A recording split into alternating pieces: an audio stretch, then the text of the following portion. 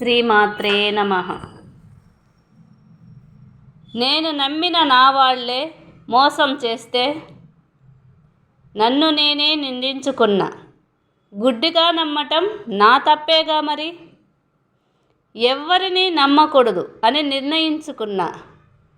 కానీ బంధాలను వదిలివేయలేముగా. దేవుడే మార్గం చూపుతాడులే.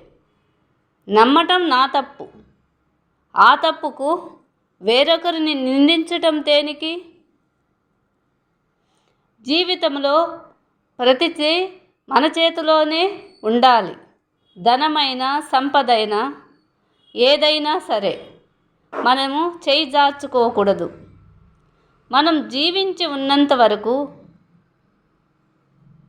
మన సంపద, మన ధనం అన్నీ మన చేతిలోనే ఉండాలి. అయిన వాళ్ళు బాధపడినా అది మనకు బాధే కదా. అందరి సంతోషంలో నా సంతోషం చూసుకుంటున్నా. అమితంగా నమ్మటం నా తప్పే కదా. ఎవరిని నిందించి ఏమి ప్రయోజనం?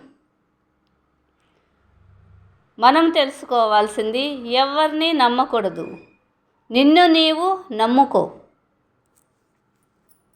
ప్లీజ్ అక్షరాల ఆణిముత్యాలను సబ్స్క్రైబ్ చేయండి, షేర్ చేయండి, లైక్ చేయండి.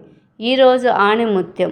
ప్రతి మనిషి జీవితంలో ఈ సంఘటనలు జరుగుతూనే ఉంటాయి. అయిన వాళ్ళు అని నమ్ముతాము.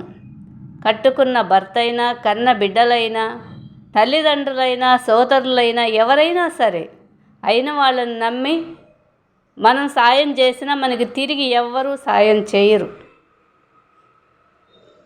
కానీ వాళ్ళ బాధను కూడా మనం చూడలేము, వాళ్ళని ఏమీ అనలేము.